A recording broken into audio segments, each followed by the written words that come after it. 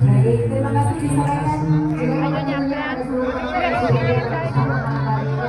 Terima kasih dan tentunya malam hari ini kita bakal sekaligus menutup seluruh rangkaian acara pada kesempatan malam hari ini. Dan kita tutup bareng-bareng dengan seluruh warga masyarakat Kabupaten Pacitan. Boleh kesini semuanya yang mau ikut rangkaian acara Festival Roti Pacitan. Kita sampaikan terima kasih untuk Pemkab Pacitan. Kemudian juga di Sarbukura ya Pak.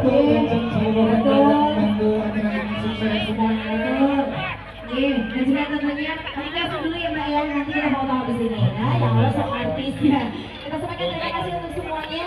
Juga tentunya semoga kita bisa bertemu kembali di tahun 2026 dan Festival Roti Pacitan tetap akan masuk dalam deretan 110 event Karisma Event. Amin, Allah amin. Dan akhirnya